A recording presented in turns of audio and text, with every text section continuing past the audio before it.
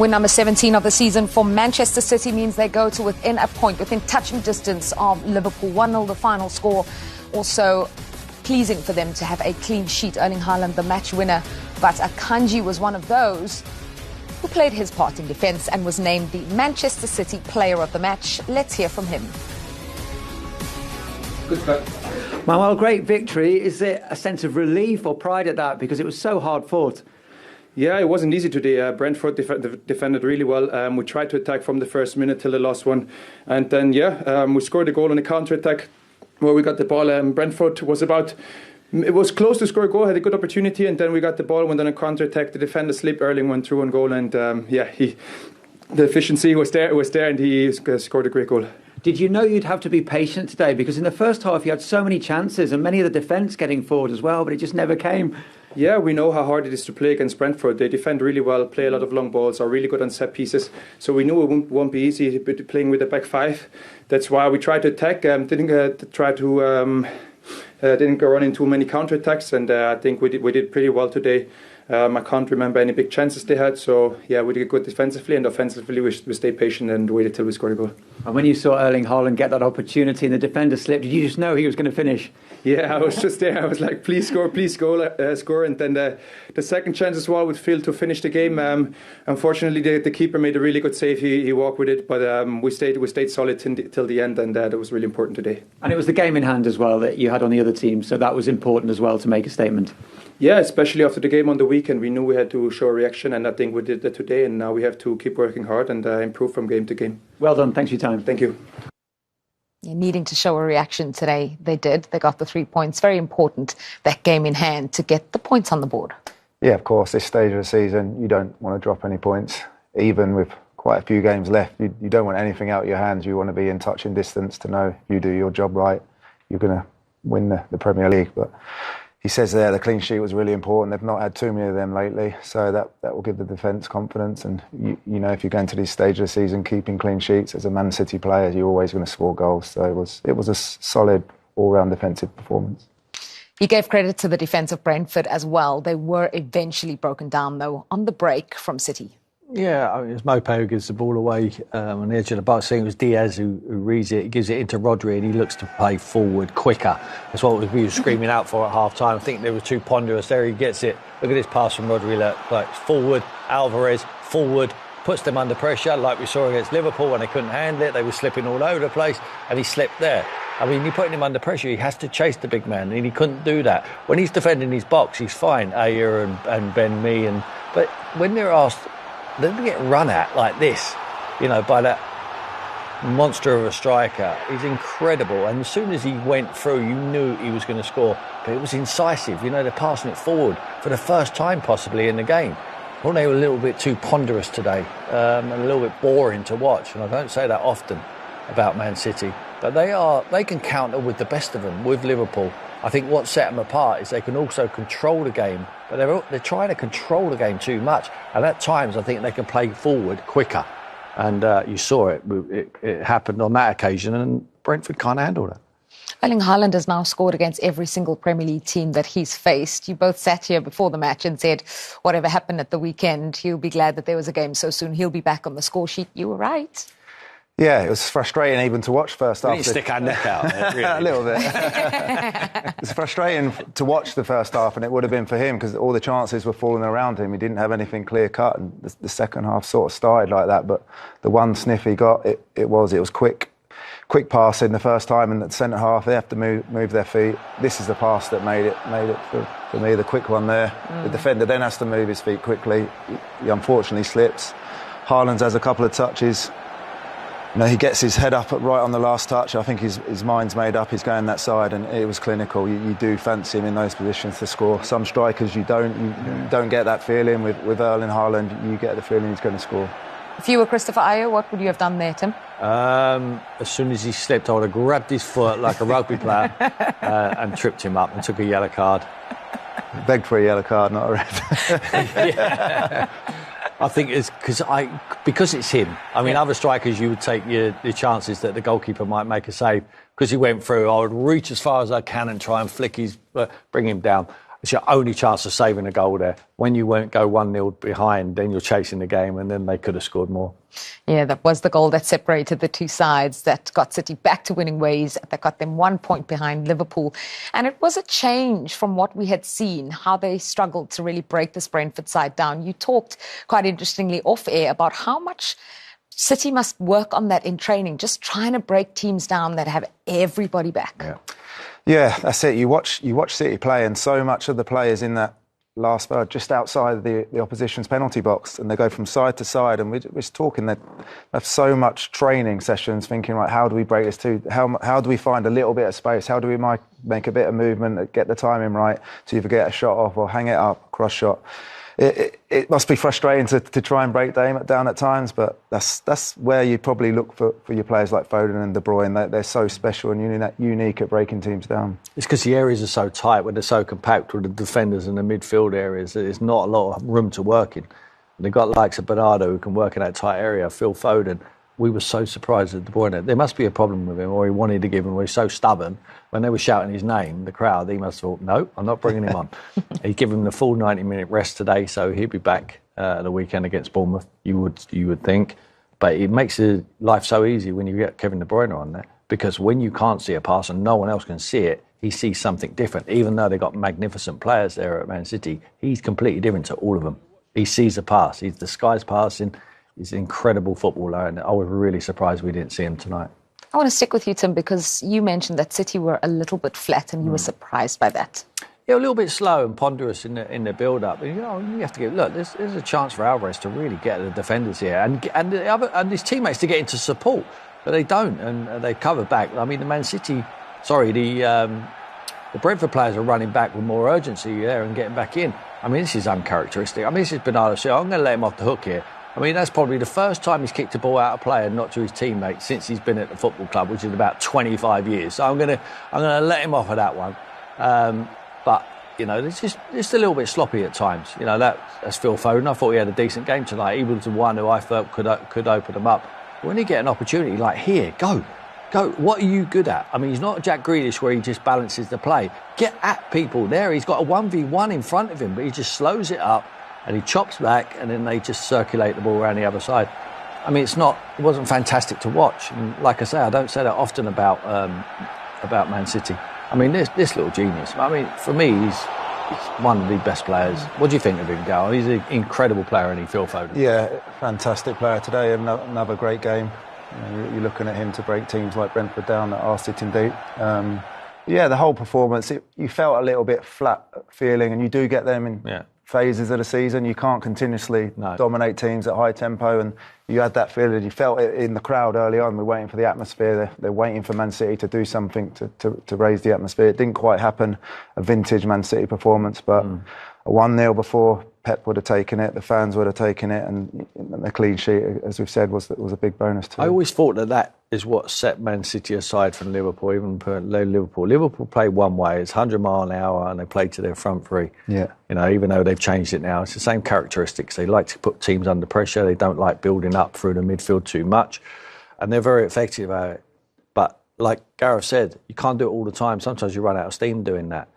Whereas Man City could always counter-attack with the best of them, with Liverpool, but then they could control the game and they dictate and they rest on the ball. And that's what sets them apart. But at the moment, I just think they've come off a little bit of the attacking on the counter. But they did it at the right time when they scored the goal. But they need to learn from that. They need to do a little bit more in patches. I think a lot of people will see the scoreline and be uncertain as to how the game went, what was the story of the game. But if they see the numbers, the stats around it, it was one-way traffic. It was wave after wave of City attack. Brentford had some chances early on, but just City all the way. They had to do something different, as we mentioned. Other teams, perhaps, in a situation like that, the frustration would be telling. They maybe wouldn't find a way through. Yeah, you watch the highlights, the chances after the game. City could have easily had another 2 or 3 more goals. But it was sort of one of those games where you're just waiting for that one chance to fall to you. Once City got the first goal, they're going to go into that mode where they keep the ball, frustrate Brentford, and probably hit them on the break. If they'd have got it earlier, they would have got more goals. But they got the goal midway through the second half. you didn't feel that Brentford caused them any problems like that, and they were always in control. So I wasn't sort of panicking at 0-0. You always felt they were going to get the goal, no matter how late it was going to come. 1 point between the top two, 1 point between second and third. What a month March is going to be, because they've all played the same number of games now. City have played that game in hand and they've won it. And there are the points, there are the games to come, which tell you that by the end of March, Liverpool and City will have played each other, and City and Arsenal as well.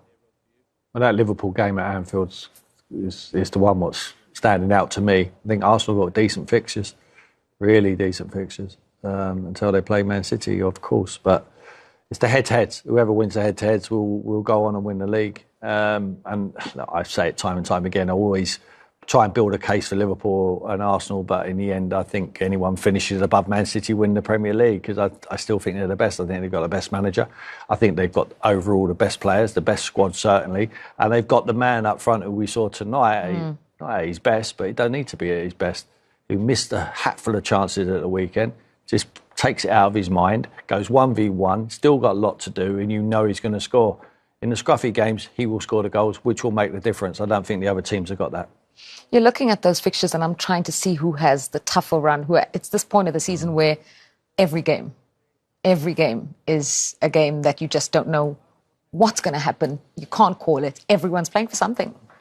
Yeah, I think Tim's hit the nail on the head there. The head v heads are gonna make the difference if Man City or anyone win the games against the other two. I feel that's going to give you a nice little gap to then give you confidence to go and win enough games between now and the end of the season to get the points to win the title. But it's the Premier League. You take nothing for granted. That there will be some twists and turns, some shocks and prizes. Even the easy games at the end of the season, they're not easy. If you're playing a team looking for survival, they've got extra motivation, and we've both been there. That no game in the Premier League's a rollover. City back to winning ways in the Premier League. That's back-to-back defeats for Thomas Frank and Brentford to City in the space of just a couple of weeks, in fact. Let's go back to the Etihad now, because we're going to get post-match reactions from the Brentford boss. We were getting closer to get something, and we had a few opportunities. So we're back to that high level of defensive urgency, which I was very pleased with. Yeah, it's frustrating that we seems that the margins are not going our way, but we need to keep believing and keep going. You must have been pleased as well in the first half with what you were able to create in terms of the space, particularly with Onyeka getting forward to support with Sir Tony. Yeah, definitely. I think we landed on some very good situations and created problems for City in spells. So yeah, pleased with that. Is it a free hit in some respects, even though you did the double over them last season as well? But the fact that you come up against a team like this and nobody necessarily expects you to keep getting victories against them. No, I would never go into a game where it's a free hit. I know the expectation is that City will win, and they are huge favourites. But I think, as I said, the big thing was believe. Go and believe that we can win. And get something out of the game, and the boys definitely showed that big belief, I would say, and the performance also showed it. Yeah, and when the dust settles on it, when the frustration sort of ebbs away, you got the intensity and the defensive structure you wanted? Yeah, definitely. I think I think it's very clear that we've been very hard done by with injuries. Players are really hanging and really doing well, and we've been in general giving too many goals away. This is the standard, and it's a slip from us that gives them the goal in the end. Yeah. So then you give the biggest chance, more or less, in the world to the best striker in the world. So this time, Mark couldn't stop him. We did that last time in a 1-on-1 situation. So very, very pleased with the foundation on the defensive side of it, the intensity and the work ethic. Thanks for your time. You're welcome. Thank you so much.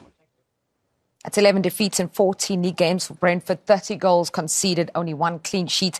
And this is their next run of fixtures. 6 against teams in the top half in the next 8. Well, Thomas Frank there said, Gareth, that tonight this is the standard. I think he was talking about defensively as well. Yeah, you could tell he was a bit frustrated there. He'll go on the scoreline. They've only conceded 1 goal away to Man City, which, you know, that does look pretty good, but it's another 0 points, and the run they're on it will be worrying for him. You could tell he's a little bit down there, a little bit worried, but he will want that work rate from his defenders, from the midfielders, and even the strikers going back the other way. But he knows if he's going to keep Brentford in the Premier League, he's going to have to create chances. Tonight they haven't really troubled Man City going that way.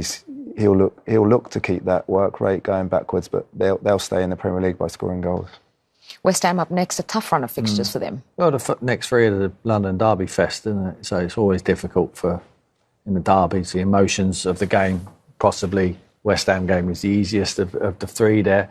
And if you go down the list there, you notice that they've got Burnley and Sheffield United. So you would hope that they would take maximum points. And if they do take maximum points against them two teams, who I believe have got 1 foot in the Championship anyway, then they would probably be neck and neck or in and around Luton or keep ahead of them. I agree with Gareth. I don't think they are in trouble. I think they're in trouble at the moment. They need to do more, obviously. But if they were to take 6 points from Burnley and Sheffield United, that would be handy. And that would push a little bit of a gap. And I think Luton and Everton would have a lot to do. And they'd probably be clear of them, even though it wouldn't be enough. It's going to go. Look, it's exciting at the top. We looked at that, and it's also very exciting at the bottom. Apart from the bottom two, like I say, will be in the Championship next year. What's your feeling on that? Yeah, I'm not going to disagree. I think they've got it all to do, the bottom two, to get out of it from now. Yeah. You know, they'll give it a go. They've showed in glimpses that, you know, they'll give it a go, but I just don't think it's been enough quality to survive. The last one is obviously the interesting one, and if you go on a run like Brentford have been on, and if they continue to do it, you just find yourself in there, and then it's the timing of when you play the other teams that are down there that can sometimes play a big effect, and sometimes the fixtures can fall in your favour, but Brentford will be hoping that come the last 6 games they're not really looking over their shoulders, because then it can get a bit nervy down there. Want to give us a prediction for your former club, Everton? Yeah, I think the frustrating thing at Everton for me is they want to know the points situation. I mean, they got deducted the 10 points. They went on a run, an unbelievable run, thinking that they're safe even with the deduction. Now the talk of it is there going to be a few taken off that will help them. All of a sudden, they seem to have put the brakes on. But I think Everton, the history they've got, that playing at Goodison Park, I think that will save them. The Goodison Park crowd, having experienced being an away player and a home player, when the Goodison Park can get really raucous, it can lift the team. So I'd say the home form. Dyche factor as well.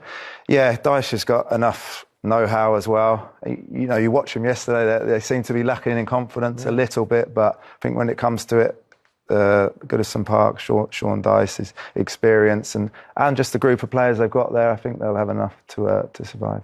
Just to bring it back to Brentford and what Thomas Frank had mentioned in his post-match, when you are down there at the bottom or when you are battling at the bottom half of the table, things go against you. And he said tonight what will stand out for them, unfortunately, they withstood those City attacks, but it was the slip from Christopher Ayer that made the difference. I didn't see much going against them on Saturday against Liverpool. I saw a very poor defensive performance. I think he got them organised and galvanised tonight. Interesting, like I said, I mean, from what he said in his interview, it was almost, you think, if you hadn't watched the game, you think they got very lucky, Man City, and that they scraped the result there because of a slip from one of his players. And he also said that that's the best team in the land, didn't he? Now, they just got hammered off Liverpool at the weekend on their home turf. So it's interesting how he perceives the two teams. He obviously thinks the same as me and Gareth. If anyone finishes above Man City, win the Premier League, they are the best. We know they're the best. They play different ways. And tonight, I think they've done enough to win the game. I think it's a little bit unfair for Thomas to just say it was a slip what cost them. And we knew it contributed to the goal of Haaland's goal, but they did create a few other chances as well along the way. That Brentford approach tonight, the way they were organised, is that going to give a lot more teams some food for thought? The ones playing City coming up next? Yeah, I'm interested to see how Pep thinks his team played, really, because, you know, Thomas Frank's interview, he felt that Man City probably weren't quite at the races, but I watching the game thought they're more than in control and they were always going to get the goal. So it'd be interesting to hear what Pep says in terms of their performance. But I think Man City are so used to that approach that Brentford had, really. We spoke about how teams sit there, how they must work in training all the time, trying to break teams down like that. They almost enjoy it when they have a different game where teams come out at them when they go into Europe, when they play the top six. It's slightly different games. So I don't think that will give too many opposition managers different tactics. No, I think they win less and less games now, teams, when they go and sit back and play anti-football against Man City. I think the teams who nick points off Man City are the ones who are going to be braver and have the quality and take their chances and get a little bit of luck on a day. When you go there and you put all the bodies behind the ball, I think that you get what you deserve. I don't like that to prevail. I really don't. Which is that little spell they had first half. Yeah. They got in a couple of good positions. With a threat like Chelsea did in the first period. Yeah. And then the second half of the game against Chelsea just camped in their box and, should have got beat, really, with Haaland's chances.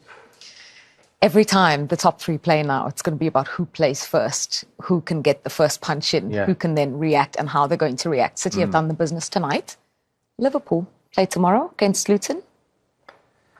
Yeah, as Tim said, they'd have got interested when it was 0-0 with 60-odd minutes to go because they're thinking, 2 possible points dropped here. But no, you expect Liverpool to go and get a result tomorrow.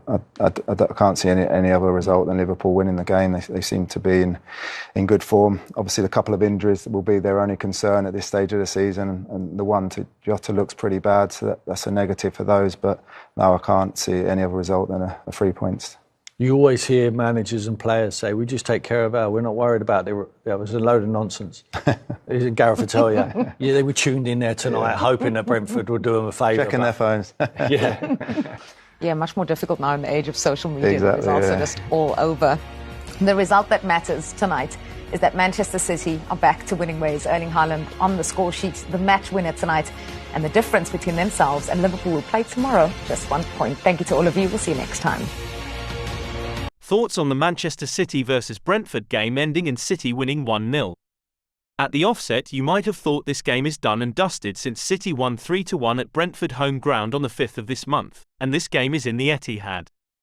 Well, in football, and especially in the Premier League, this is many times not the case. The unpredictable nature of games, where the bottom side could draw or beat the top side on any given day, is the reason why the league is so entertaining and exciting to watch. Brentford, just the next week after their loss to City, went and beat Wolverhampton Wanderers 2-0. They put up a good fight against Liverpool at their home ground, eventually falling 1-4. The Brentford team under coach Thomas Frank were a good side, on the day a thorn in City's side in the past too. Manchester City this season have not been exceptional until the Club World Cup. With KDB and Haaland coming back, they looked imperious again as they stack up wins for a stretch. Then came this weekend's surprise draw against Chelsea 1-1. The combination of Chelsea's fast-paced play and resolute defending added to the once-in-a-while inability of Haaland to score took its toll. In fairness, if City had taken one of their chances, they would have won. Still, you have to admire Chelsea for the way they came out to attack who arguably are the best in the league and the world. Brentford came with a game plan to frustrate the holding champions and then hit them on the counter whenever they get the chance. It worked in the first half. Brentford had one very good one-on-one chance with City goalkeeper Ederson, when Janelt failed to shoot past him. There are 2 very good chances for Manchester City. The first is a pass from Walker on the left which found Bernardo Silva in the box, who heads the ball wide. The second is when Oscar Bob dribbles past Brentford defender and shoots past the goalkeeper, only to be cleared just on the line by defender Ben Mee. City came second half all guns blazing. Jeremy Doku substituted Oscar in the 61st minute. In the 71st minute they finally had a goal. A sumptuous pass to Haaland takes him towards the goal where the last defender, Adja, slips and he was one-on-one with the goalkeeper. He did not miss and took the chance. All in all, Manchester City were pretty much dominant in possession, although at times they look a little passive, helped of course by the resolute defending of Brentford.